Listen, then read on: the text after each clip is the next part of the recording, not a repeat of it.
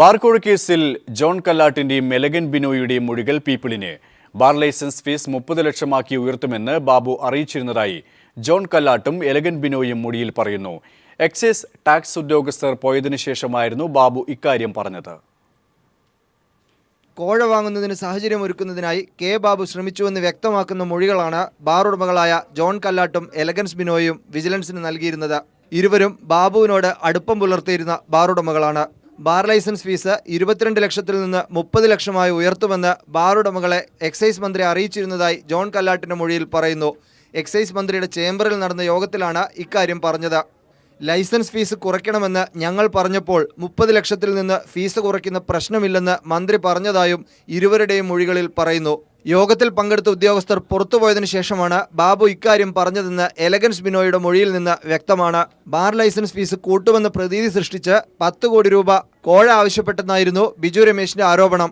ഈ ആരോപണത്തെ John കല്ലാട്ടും elegance ബിനോയും വിജിലൻസിന് നൽകിയ മൊഴിയിലും സാധൂകരിക്കുന്നു. ഇതുൾപ്പെടെ കോഴ ആരോപണം ശരിവെക്കുന്ന 13 ബാറുടമകളുടെ മൊഴികൾ ഇതുവരെ പുറത്തു വന്നിട്ടുണ്ട്. നിർണായകമായ സാക്ഷിമൊഴികൾ അവഗണിച്ചാണ് ബാബുവിനെതിരായ കേസ് എഴുതി തള്ളിയതെന്നും ഇതോടെ വ്യക്തമാകുന്നു. MR സജേഷ്, തിരുവനന്തപുരം. എ ഗ്രൂപ്പിനെതിരെ ആഞ്ഞടിച്ച് കെ സുധാകരൻ. PK രാഗേഷിന് പിറകിൽ പാർട്ടിയിലെ ഒരു വിഭാഗമുണ്ടെന്നും ഇതെല്ലാവർക്കും അറിയാമെന്നും സുധാകരൻ പറഞ്ഞു. പരാജയത്തെക്കുറിച്ച് KPCCക്ക് പരാതി നൽകുമെന്നും സുധാകരൻ വ്യക്തമാക്കി. പുരയ്ക്ക് ചാഞ്ഞ മരം വെട്ടുന്നത് സ്വാഭാവികമെന്നാണ് PK രാഗേഷിന്റെ കോൺഗ്രസിലേക്കുള്ള തിരിച്ചുവരവിനെക്കുറിച്ച് കെ സുധാകരൻ പ്രതികരിച്ചത്. വിമത ഗ്രൂപ്പിനെ പാർട്ടിക്കുള്ളിൽ ചിലർ സഹായിച്ചുവെന്നും P രാമകൃഷ്ണന്റെ പേര് പറയാതെ പറഞ്ഞ് സുധാകരൻ സമർത്ഥിച്ചു. ഇവിടുത്തെ കോർപ്പറേഷന്റെ പരാജയത്തിന്റെ പുറത്തൊരു നെറ്റ്വർക്ക് ഉണ്ട്, നിങ്ങൾക്ക് അറിയില്ലേ? P രാമകൃഷ്ണന്റെ പേര് ഉണ്ടെന്ന് പറയണം, ഞാൻ പ്രതികരിക്കില്ല. MM ഹസനെതിരെയും സുധാകരൻ പൊട്ടിത്തെറിച്ചു. ഹസൻ വന്നിട്ട് പറഞ്ഞു അത് പരിശോധിക്കും. ഹസൻ അങ്ങനെ പറഞ്ഞ് സംശയം ഉണ്ടാക്കി വെച്ചു പോയത് ശരിയായില്ല. KP വസന്ത അടക്കമുള്ള എ ഗ്രൂപ്പിലെ വിമത ശബ്ദങ്ങളെ സുധാകരൻ പുച്ഛിച്ചു തള്ളി. അദ്ദേഹം എ ഗ്രൂപ്പിന്റെ സോണിയാഗാന്ധിയാന്ന് ഞാൻ മനസ്സിലാക്കിയിട്ടില്ല. എനിക്ക് ഇപ്പോൾ തിരിഞ്ഞിട്ടില്ല ഈ വസന്ത ഏതാന്ന്, കടത്തിട്ടോ എടുത്തിട്ടോ.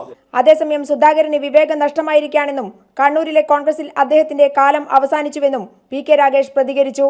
ഇപ്പൊ അദ്ദേഹത്തിന് ഈ വിവേകം എന്ന് പറയുന്ന സാധനമില്ല, അത് വികാരം കീഴ്പ്പെടുത്തിയിരിക്കുകയാണ്. കെ സുധാകരൻ ഒന്ന് വിരൽ ചൂണ്ടിയാൽ കണ്ണൂർ മൊത്തം വിറക്കുന്ന ഒരു കാലമുണ്ടായിരുന്നു. ഇന്ന് അദ്ദേഹം നിർത്തിയ റിജുൽ മാക്കുറ്റി, അതുപോലെ തന്നെ കല്ലിക്കോടൻ രാഗേഷ്, T ജയകൃഷ്ണൻ തുടങ്ങി അദ്ദേഹത്തിൻ്റെ മനസാക്ഷി സൂക്ഷിപ്പുകാരും പെട്ടിതൂക്കികളും ഉൾപ്പെടെ എന്തുകൊണ്ട് പരാജയപ്പെട്ടു? 2001 അദ്ദേഹത്തിന് ഞാൻ പുരക്ക് ചാഞ്ഞ മരമാണ്, ഇത് മുറിച്ചു നീക്കണമെന്നുള്ള ചിലപ്പോൾ ഒരു ചിന്ത വന്നപ്പോഴാണ് കൂക്കിരി ജനു എന്ന് പറയുന്ന താഴെ ചൊവ്വയിലുള്ള ക്രിമിനൽ ഉൾപ്പെടെയുള്ളവരെ അയച്ച് എൻ്റെ കാലും കൈയും വെട്ടി പള്ളിക്കുന്ന് പഞ്ചായത്ത് ഓഫീസിൽ നിന്ന് എന്നെ ഇല്ലാതാക്കാൻ ശ്രമിച്ചത്. കണ്ണൂരിൽ CPM നേതാക്കൾ സമീപിച്ചിട്ടില്ലെന്നും താനും അണികളും തീരുമാനമെടുത്താണ് LDF മേയറെ പിന്തുണച്ചതെന്നും രാഗേഷ് കൂട്ടിച്ചേർത്തു. എനിക്ക് CPM-ഉമായി ഒരു ധാരണയുമില്ല, ഒരു CPM നേതാക്കന്മാരുമായി ഞാൻ സംസാരിച്ചിട്ടില്ല. എൻ്റെ തീരുമാനവും അനുസരിച്ചാണ് LDF-ന് വോട്ട് ചെയ്തത്. കണ്ണൂരിലെ LDF മേയർ കോൺഗ്രസിനുള്ളിൽ വരും ദിവസങ്ങളിലും പൊട്ടിത്തെറികൾക്കും പുതിയ ഗ്രൂപ്പ് പോരുകൾക്കും വഴിവെക്കുമെന്ന് തന്നെയാണ് ഇരുവരുടെയും പ്രതികരണങ്ങൾ നൽകുന്ന സൂചന. PV Joshila, news bureau, Kannur. Online പെൺവാണിഭ കേസിലെ പ്രതി രാഹുൽ പശുപാലിനെതിരെ പിതാവ് പശുപാലൻ രംഗത്ത്. രാഹുലും ഭാര്യ രശ്മിയും ചേർന്നാണ് തന്നെ വീട്ടിൽ നിന്നും ഇറക്കിവിട്ടതെന്ന് പശുപാലൻ പറഞ്ഞു. കൂലിപ്പണിയെടുത്താണ് ഇപ്പോൾ ജീവിക്കുന്നതെന്നും പശുപാലൻ പീപ്പിളിനോട് പറഞ്ഞു. കുടുംബത്തിൽ കടുത്ത പ്രശ്നങ്ങളുണ്ടാക്കിയ ആളാണ് മകനെന്നും മകന്റെ ശല്യം കാരണമാണ് താൻ വീട് വിട്ടുപോയതെന്നും രാഹുലിന്റെ പിതാവ് പശുപാലൻ ആരോപിച്ചു. രശ്മിയുമായുള്ള കൂട്ടാണ് രാഹുലിനെ ഇത്തരത്തിൽ കുഴപ്പത്തിൽ ചാടിച്ചതെന്നും പശുപാലൻ പറഞ്ഞു. ഞാനേ ഒരു 19 ലക്ഷം രൂപ ചെലവാക്കി അവനെ പഠിപ്പിച്ചു. എന്നിട്ട് എനിക്ക് ഒരു വെള്ളം പോലും കിട്ടിയിട്ടില്ല. ഞാൻ ഉണ്ടാക്കിയ മുതലും എല്ലാം ഇട്ട് കൊടുത്തു. 2 കൊല്ലമായി ഞാൻ നാട്ടിൽ ജീവിക്കാൻ വന്നിട്ട്. അന്ന് തൊട്ട് ഞാൻ മച്ചാട് പണിക്ക് അവിടെ എവിടെയും കിട്ടുന്ന പണികൾ ചെയ്യുന്നു, ജീവിക്കുന്നു. 19 ലക്ഷം രൂപ നൽകിയാണ് മകനെ എഞ്ചിനീയറിംഗിന് പഠിപ്പിച്ചത്. പഠനകാലത്താണ് രശ്മിയെ രാഹുൽ പരിചയപ്പെടുന്നത്. രശ്മിയുമായുള്ള വിവാഹശേഷം നാട്ടുനടപ്പിന് യോജിച്ച രീതിയിലായിരുന്നില്ല ഇവരുടെ ജീവിതം. മോശമായ രീതിയിൽ വസ്ത്രം ധരിച്ച് പുറത്തു പോവരുതെന്ന് പലതവണ പറഞ്ഞിരുന്നെങ്കിലും രശ്മി ചെവിക്കൊള്ളാൻ തയ്യാറായിരുന്നില്ല. ഇതിന്റെ പേരിൽ വഴക്കു പതിവായപ്പോൾ താൻ വീട്ടിൽ നിന്ന് ഇറങ്ങിപ്പോവുകയായിരുന്നുവെന്നും പശുപാലൻ പറഞ്ഞു. രശ്മിയുടെ പോക്കെന്ന് പറഞ്ഞാൽ മിൽമയിൽ പോകുന്നത് ഇത്രയും ഒരു നിക്കറിട്ടാണ്, ഇത്രയും ഒരു നിക്കർ ഇട്ടുകൊണ്ടാണ് മിൽമയിൽ പോകുന്നത്. ഇവിടെ ഞാൻ താമസിക്കുന്ന വീട്ടിലും അങ്ങനെ തന്നെ വന്നത്. ഈ നാട്ടുകാരുടെ കളിയാക്കാനുള്ളവരെല്ലാം എന്നെ കളിയാക്കി. അത് എനിക്ക് ഇഷ്ടപ്പെടാതെ വന്ന് ഞാൻ ചീത്ത വിളിച്ചു. അങ്ങനെ എന്നെ മോൻ ഇഷ്ടമില്ലാതായി ഞാൻ ഇറങ്ങിപ്പോയി. ഗൾഫിൽ ജോലി ചെയ്ത പണം കൊണ്ടാണ് രാഹുലിനെ പഠിപ്പിച്ചത്. രശ്മിയുടെ കൂട്ടുകാരിയായ ഒരു മോഡലിനെ മോചിപ്പിക്കാൻ പണം വേണമെന്ന് പറഞ്ഞ് തന്നോട് 3 ലക്ഷം രൂപ ആവശ്യപ്പെട്ടിരുന്നു. മകളുടെ വിവാഹത്തിന് കരുതിവെച്ച 1.5 ലക്ഷം രൂപ വീട്ടിൽ നിന്നും കൊണ്ടുപോവുകയും ചെയ്തു. പിന്നീട് പണം ആവശ്യപ്പെട്ട് രാഹുൽ പലതവണ തന്നെ സമീപിച്ചെന്നും നൽകാതെ വന്നപ്പോൾ വീടിന്റെ ജനൽ ചില്ലുകൾ അടിച്ചുപൊളിച്ചുവെന്നും പശുപാലൻ പറഞ്ഞു. ഇപ്പോൾ താൻ കൂലിപ്പണി ചെയ്താണ് ജീവിക്കുന്നതെന്നും പശുപാലൻ വ്യക്തമാക്കി. അതേസമയം അഭിഭാഷകയ്ക്കെതിരായി ഫേസ്ബുക്ക് പോസ്റ്റിട്ട കേസിൽ രാഹുൽ പശുപാലിനെതിരെ കുറ്റപത്രം സമർപ്പിച്ചു. രാഹുലിനെയും ഭാര്യ രശ്മിയും തള്ളിപ്പറഞ്ഞ കിസ് ഓഫ് ലവ് പ്രവർത്തകരും രംഗത്തെത്തി. ഇവരുടെ വ്യക്തിപരമായ ആവശ്യങ്ങൾക്ക് കിസ് ഓഫ് ലവിനെ ഉപയോഗിക്കാൻ അനുവദിച്ചിട്ടില്ലെന്ന് കിസ് ഓഫ് ലവ് പ്രവർത്തകരായ ഷാഹിനയും ഹരീഷ് വാസുദേവനും വാർത്താസമ്മേളനത്തിൽ വ്യക്തമാക്കി. ചുംബന സമരത്തെ സെക്സ് റാക്കറ്റുമായി ബന്ധപ്പെടുത്തിയുള്ള ആഭ്യന്തരമന്ത്രി രമേശ് ചെന്നിത്തലയുടെ പ്രസ്താവന അപലപനീയമാണെന്നും ഇവർ കുറ്റപ്പെടുത്തി. News desk.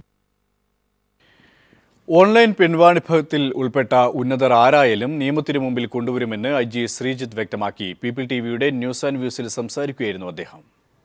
മുമ്പിലൊരു കുറ്റകൃത്യം വന്ന് പെട്ടുകഴിഞ്ഞാൽ കാത്തിരിക്കാനുള്ള സ്വാതന്ത്ര്യം ഞങ്ങൾക്കില്ല നിയമാനുസൃതമായിട്ട്. നിങ്ങൾ ഈ പറയുന്ന രീതിയിൽ മറ്റാരെങ്കിലുമൊക്കെ ഇതിനകത്ത് പെട്ടിട്ടുണ്ടെങ്കിൽ ആ ഉത്തരവാദിത്തം ഞങ്ങളുടെ തെളിവ് ശേഖരണത്തിൻ്റെ ഭാഗമായിട്ട്, ഞങ്ങൾ അന്വേഷണത്തിൻ്റെ ഭാഗമായിട്ട് അന്വേഷണം മുമ്പോട്ട് പോകുമ്പോൾ അതിൽ ഉയർന്നു വരുന്ന ഏത് കുറ്റവാളി, അവരാരായാലും, എത്ര ഉന്നതനായാലും, എത്ര താഴ്ന്ന വ്യക്തിയായാലും അത് ഞങ്ങൾക്ക് വ്യത്യാസമില്ല. നിയമത്തിന് മുമ്പിൽ നിയമം, താങ്കൾ ശ്രദ്ധിച്ചിട്ടുണ്ടാവും, നീതി ദേവത കണ്ണും കെട്ടിയാണ് നിൽക്കുന്നത്. വരാനുണ്ടോ ഇല്ലയോ എന്ന് പറയാനായിട്ട് ഞാനൊരു എന്താ പറയുക, പ്രവാചകനൊന്നുമല്ല. ഞാനൊരു അന്വേഷണ ഉദ്യോഗസ്ഥൻ മാത്രമാണ്. ആ അന്വേഷണ ഉദ്യോഗസ്ഥൻ അന്വേഷണത്തിൽ വെളിവാകുന്ന കാര്യങ്ങൾ തെളിവുകളുടെ അടിസ്ഥാനത്തിൽ വ്യക്തിനിബദ്ധമല്ലാതെ യാതൊരു തരത്തിലുള്ള ബാധ്യതകളുമില്ലാതെ അവരെ നിയമത്തിൻ്റെ മുമ്പിൽ കൊണ്ടുവരും എന്നുള്ളത് ഉറച്ച ഒരു വാക്ക് തന്നെയാണ്, വാഗ്ദാനമാണ്. അത് എൻ്റെ മാത്രം വാഗ്ദാനമല്ല, മൊത്തം പോലീസ് സേനയുടെ, ഞങ്ങളുടെ പോലീസ് ചീഫിൻ്റെ എല്ലാവരുടെയും വാഗ്ദാനമാണ്. അതിൽ നിന്ന് യാതൊരു ലംഘനവും ഈ അന്വേഷണത്തിൽ നിന്നല്ല, ഇതിനെ തുടർന്നുണ്ടാകുന്ന ഒരു അന്വേഷണത്തിലും ഉണ്ടാവില്ല എന്ന് ഞാൻ ഉറപ്പ് തരുന്നു. രാഹുലും രശ്മിയും പിൻവാണിഭം സജീവമാക്കിയത് ചുംബന സമരത്തിന്റെ മറവിൽ. ചുംബന സമരം മറയാക്കി കൂടുതൽ പെൺകുട്ടികളെ സംഘത്തിൽ ഉൾപ്പെടുത്തി. ഈ പേര് പറഞ്ഞാണ് പോലീസ് റെയ്ഡിൽ നിന്ന് രക്ഷപ്പെട്ടത്.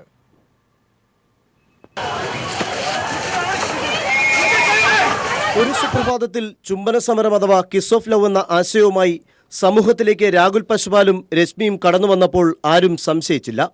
അവരുടെ സമരത്തിനെതിരെ ശബ്ദമുയർത്തിയവരെയും അവർക്ക് നേരെ അക്രമം അഴിച്ചുവിട്ടവരെയും സദാചാര പോലീസ് എന്ന് പറഞ്ഞ് പലപ്പോഴും അവർക്ക് പല കേന്ദ്രങ്ങളിൽ നിന്നും സംരക്ഷണം ലഭിച്ചപ്പോൾ അതവർ ബിസിനസ്സിനായി ഉപയോഗപ്പെടുത്തുകയായിരുന്നു. ചുംബന സമരം വ്യാപകമാക്കാൻ പല കേന്ദ്രങ്ങളിൽ നിന്ന് പിന്തുണയുമായി എത്തിയവരെ കേന്ദ്രീകരിച്ച രാഹുലും രശ്മിയും പദ്ധതി വിപുലീകരിച്ചു. പിന്നെ ഇത്തരത്തിൽ വന്ന പെൺകുട്ടികളെ അവർ പെൺവാണിഭത്തിൻ്റെ കണ്ണികളാക്കി. ഇതിൽ കൂടുതലും 19ഉം 20ഉം വയസ്സുള്ള പെൺകുട്ടികൾ. ഇങ്ങനെ ചുംബന സമരം മറയാക്കി രാഹുലും രശ്മിയും തങ്ങളുടെ പെൺവാണിഭം വ്യാപിപ്പിക്കുകയും സജീവമാക്കുകയും ചെയ്തു.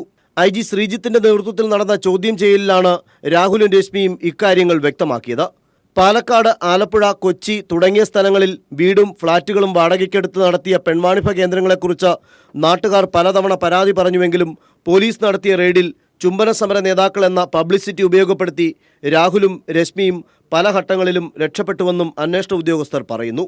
ഓൺലൈൻ പെൺവാണിഭത്തിന് ഇവർ ഉപയോഗിച്ചതിൽ ബഹുഭൂരിപക്ഷവും പ്രായപൂർത്തിയാകാത്ത കുട്ടികളെന്നതും ഞെട്ടിപ്പിക്കുന്നതാണ്. ഇക്കാര്യവും ഇവർ അന്വേഷണ ഉദ്യോഗസ്ഥർക്ക് മുമ്പാകെ സമ്മതിച്ചിട്ടുണ്ട്. പെൺവാണിഭം നടത്തിയതിലൂടെ ലക്ഷങ്ങളുടെ സമ്പാദ്യം ഇവർ ഉണ്ടാക്കിയെന്നതും ബാങ്ക് രേഖകളിൽ നിന്ന് പോലീസിന് മനസ്സിലാക്കാൻ സാധിച്ചു. ഇതിനിടെ രാഹുലിൻ്റെ വീട്ടിൽ കഴിഞ്ഞ ദിവസം നടത്തിയ റെയ്ഡിൽ കണ്ടെത്തിയ ലാപ്ടോപ്പ്, മൊബൈലുകൾ, ടാബുകൾ എന്നിവ അന്വേഷണ സംഘം ശാസ്ത്രീയ പരിശോധനയ്ക്കായി വിധേയമാക്കുന്നുണ്ട്. പോലീസിന്റെ കയ്യിൽ നിന്ന് രക്ഷപ്പെട്ട അച്ചായൻ, വന്ദന, മുബീന എന്നിവരെ ഉടൻ പിടികൂടുമെന്നും അന്വേഷണ ഉദ്യോഗസ്ഥർ വ്യക്തമാക്കുന്നു. Sunil Arimanoor, news bureau, Thiruvananthapuram. തിരുവനന്തപുരം ആറ്റിങ്ങലിൽ ബസ് മറിഞ്ഞ് ഒരു പെൺകുട്ടി മരിച്ചു. സ്കൂൾ വിദ്യാർത്ഥിനിയായ അശ്വതിയാണ് മരിച്ചത്. 12 പേർക്ക് ഗുരുതരമായി പരിക്കേറ്റു. മാമം പാലത്തിൽ നിന്ന് ബസ് താഴേക്ക് മറിയുകയായിരുന്നു. ഐശ്വര്യ എന്ന സ്വകാര്യ ബസ്സാണ് മറിഞ്ഞത്. അപകടത്തിൽ പരിക്കേറ്റവരെ ആറ്റിങ്ങൽ താലൂക്ക് ആശുപത്രിയിലും തിരുവനന്തപുരം മെഡിക്കൽ കോളേജ് ആശുപത്രിയിലും പ്രവേശിപ്പിച്ചു. സംസ്ഥാന പ്രസിഡന്റ് TV രാജേഷ് നയിക്കുന്ന ഡിവൈഎഫ്ഐയുടെ സെക്കുലർ മാർച്ചിന്റെ തെക്കൻ മേഖലാ പര്യടനം നെയ്യാറ്റിൻകരയിൽ ആരംഭിച്ചു. തിരുവനന്തപുരം ഗാന്ധി പാർക്കിൽ മാർച്ച് സമാപിച്ചു. സംസ്ഥാന സെക്രട്ടറി M സ്വരാജ് ലീഡറും കേന്ദ്ര കമ്മിറ്റി അംഗം PA മുഹമ്മദ് റിയാസ് മാനേജറുമായ വടക്കൻ മേഖല മാർച്ച് തളിപ്പറമ്പ് നിന്നും ആരംഭിച്ച് കണ്ണൂർ നഗരത്തിൽ സമാപിച്ചു. സ്വീകരണത്തിൽ CPIM ജില്ലാ സെക്രട്ടേറിയറ്റ് അംഗം M Prakashan master, M Swaraj, VT Sofia തുടങ്ങിയവർ സംസാരിച്ചു. ശിശുദിനത്തോടനുബന്ധിച്ച് തിരുവനന്തപുരം മുതൽ പത്തനംതിട്ട വരെയുള്ള കേന്ദ്രീയ വിദ്യാലയങ്ങളിലെ വിദ്യാർത്ഥികൾ പങ്കെടുത്ത കലാമേളയിൽ ആക്കുളം കേന്ദ്രീയ വിദ്യാലയം ചാമ്പ്യന്മാരായി. തുടർച്ചയായ 3ാം തവണയാണ് ആക്കുളം കേന്ദ്രീയ വിദ്യാലയം ചാമ്പ്യന്മാരാകുന്നത്. 3ാം ക്ലാസ് മുതൽ 5ാം ക്ലാസ് വരെയുള്ള വിദ്യാർത്ഥികളാണ് ആക്കുളം കേന്ദ്രീയ വിദ്യാലയത്തിൽ നടന്ന മത്സരങ്ങളിൽ പങ്കെടുത്തത്. ADGP ഹേമചന്ദ്രൻ ചടങ്ങ് ഉദ്ഘാടനം ചെയ്തു. ആക്കുളം കേന്ദ്രീയ വിദ്യാലയ പ്രിൻസിപ്പൽ ജോസ് മാത്യു അധ്യക്ഷത വഹിച്ചു. അന്താരാഷ്ട്ര പുസ്തകോത്സവ സമിതിയുടെ മാധ്യമ പുരസ്കാരത്തിന് പീപ്പിൾ ടിവിയിലെ സമീർ വാഴങ്കോട് അർഹനായി. പീപ്പിൾ ടിവിയുടെ കൊച്ചി ബ്യൂറോ റിപ്പോർട്ടറാണ് സമീർ. KCBക്ക് വേണ്ടി സ്ഥലം ഏറ്റെടുത്തതിനെ തുടർന്ന് സമനില തെറ്റിയ വൃദ്ധയെക്കുറിച്ചുള്ള റിപ്പോർട്ടിനാണ് സമീർ പുരസ്കാരത്തിന് അർഹനായത്. ഡിസംബർ 8-ന് അന്താരാഷ്ട്ര പുസ്തകോത്സവ വേദിയിൽ പുരസ്കാരം സമ്മാനിക്കും.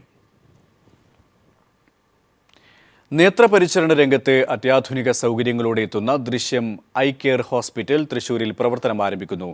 കോവിലകത്തും പാടത്ത് തുറക്കുന്ന ആശുപത്രി ഈ മാസം 22-ന് രാവിലെ 10 മണിക്ക് തേറമ്പിൽ രാമകൃഷ്ണൻ MLA ഉദ്ഘാടനം ചെയ്യും.